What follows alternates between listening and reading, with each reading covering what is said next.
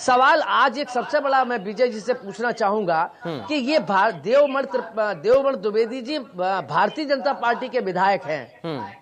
आखिर आज उन्होंने जो ये सवाल खड़ा किया है या प्रमुख सचिव गृह को जो उन्होंने भेजी है चिट्ठी के, उसमें 17 लोगों के छत्रियों के नाम दिए हैं, जिनमें सबसे ज्यादा 108 से लेके और मतलब 6 लोग ऐसे हैं जिन पर 90 से लेके 108 तक मुकदमे दर्ज हैं और हीनियस क्राइम के हैं। हत्या, बलात्कार,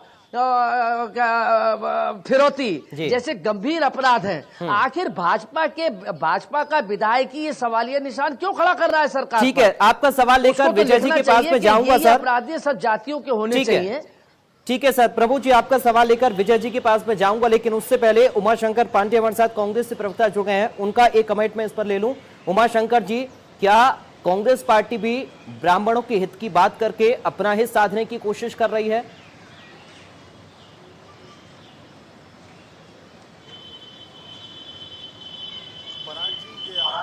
अधिकार है कि आप किस चीज की विवेचना किस तरीके से करते हैं, लेकिन कांग्रेस पार्टी का जो अपना सिद्धांत है, जो अपना आदर्श है, वो लगातार वही है, अपरिवर्तित है।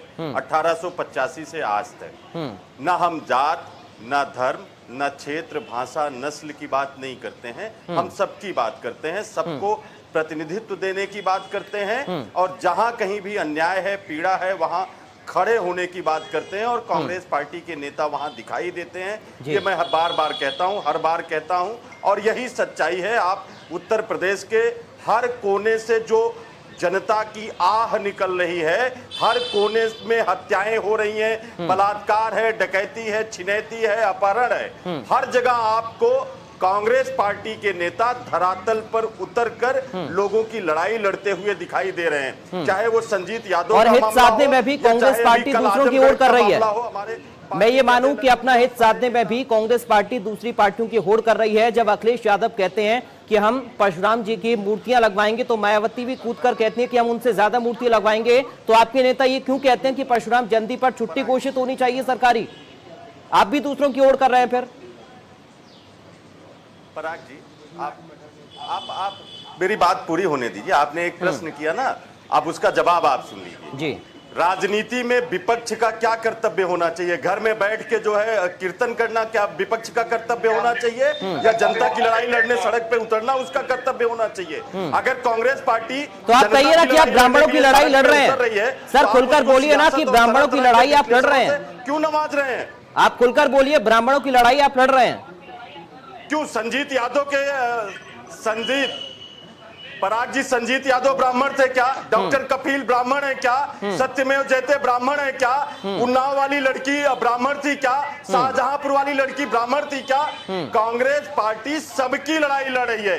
ये अलग बात है कि आज उत्तर प्रदेश में ब्राह्मणों पर सबसे ज्यादा अत्याचार हो रहे हैं, क्योंकि प्रदेश के मुखिया, प्रदेश के सत्ताधीश एक खास मानसिकता से काम कर रहे हैं। ये जो लेटर लिखा गया है, ये ऐसा नहीं है कि ये भारतीय जनता पार्टी के विधायक ब्राह्मणों के हितैषी हो गए हैं। अगर ये हितैषी हैं तो मैं चुनौती दे रहा हूं, ये मुख्यमंत्री के इस्तीफे की मांग करें।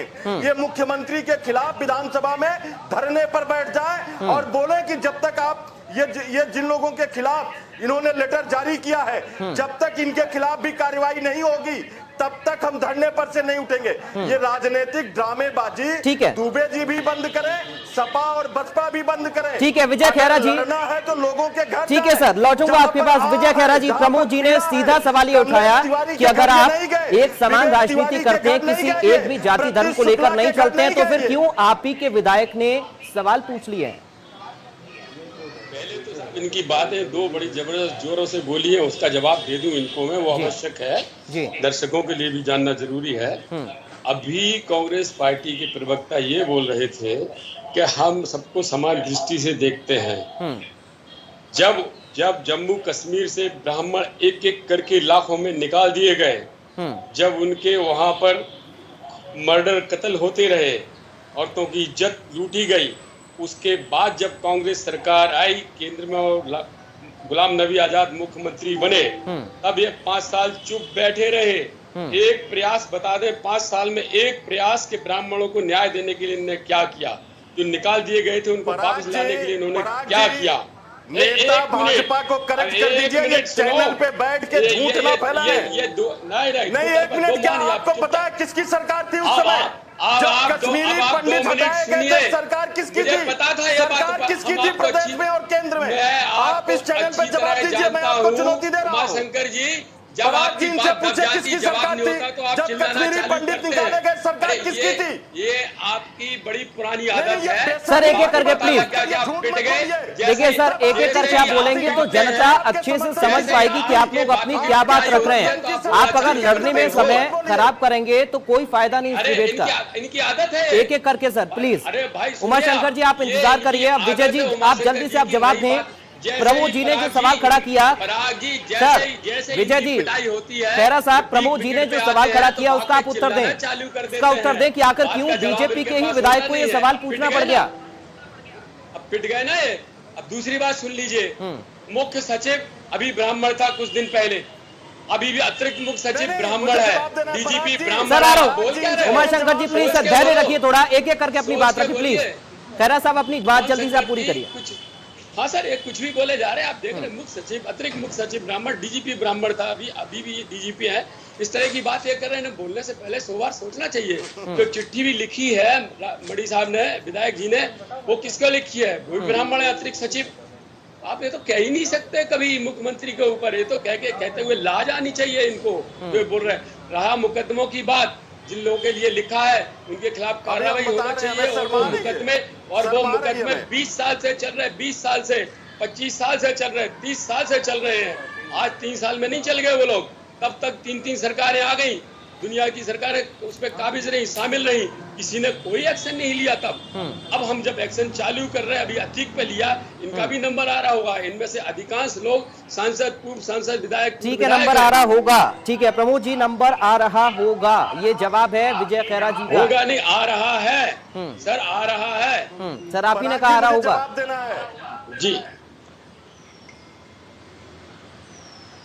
प्रमोद जी देखिए पराग जी, सवाल ये है कि वो इस उमाशंकर जी थोड़ा सा वेट करिए, थोड़ा सा धैर्य रखिए, मैं आ रहा हूँ आपके पास। प्रमोद जी, उमाशंकर जी को डिबेट खराब करना आज पिट रहे हो ना। विजय जी अब आप सर सुन लीजिए, आपको मौका मिला बोलने का, आप दूसरों को भी सुन लीजिए। पहले ये चुप हो जाए वरना बात। प्रमोद जी मैं पूरा सुनकर ही बोलता हूँ सदा। ठीक है सर, ठीक है प्रमोद जी आप बोलिए। देखिए विजय जी सवाल ये है कि भारतीय जनता पार्टी के जो एमएलए ने ये चिट्ठी लिखी है उसमें क्या उत्तर प्रदेश में सारे एक वर्ग के ही अपराधी हैं जिनकी 17 लोगों की लिस्ट दी है। अगर कार्रवाई की बात होती तो उसमें और जाति के लोग भी होते, ब्राह्मण के भी होते, उसमें ओबीसी के भी होते, लेकिन खाली क्षत्रिय 17 अपराधियों के नाम क्यों हैं? दूसरी एक बात देखिए, ये बहस को सार्थक होनी चाहिए। सवाल के भारतीय जनता पार्टी के अगर आप देखें जो एडीआर की रिपोर्ट है उसमें जो 2017 में 403 विधायक चुने गए थे बीजेपी के, उसमें से 143 आपराधिक बीजेपी के हैं। समाजवादी पार्टी के 47 चुने गए थे, 14 विधायक आपराधिक हैं। बसपा के 7 विधायक चुने गए, उसमें से 1 आपराधिक है, और इंडिपेंडेंट 3 चुने गए, तीनों के तीनों आपराधिक हैं। सवाल इस पर बहस नहीं होनी चाहिए कि ये अपराधी किस जाति का है। ठीक है, सवाल ये कि राजनीतिक दलों को इस पर भी चिंतन करना चाहिए कि हम अपराधियों को टिकट नहीं देंगे। ठीक है उमाशंकर जी, जल्दी से आपका एक फाइनल कमेंट। और जब अपराधी को टिकट देंगे और जिस सरकार की भी होगी जी, ठीक है उमाशंकर जी, जल्दी से एक फाइनल कमेंट आपका।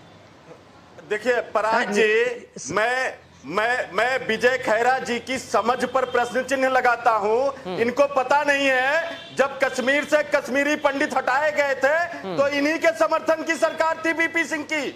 19 जनवरी 1990 की घटना है ये। केंद्र में किसकी सरकार थी? जम्मू कश्मीर में किसकी सरकार थी? आपके समर्थन से चलने वाली सरकार थी। बीपी सिंह को आपने समर्थन दिया था जब कश्मीरी पंडित 19 जनवरी 1990 को हटाए गए थे। शर्म आपको आनी चाहिए। आपकी शहादत में, आपकी क़यादत में और आपके षड्यंत्र में कश्मीरी पंडित हटाए गए थे। उस समय कांग्रेस की सरकार न केंद्र में थी न प्रदेश में थी, आपके समर्थन की सरकार थी। आपको शर्म आएगी अब? आपको शर्म आएगी अब? ठीक है सर, ठीक है, बहुत शुक्रिया। अब कश्मीरी पंडितों के साथ जो आपने किया, ठीक है, बहुत शुक्रिया, क्योंकि समय की कमी है।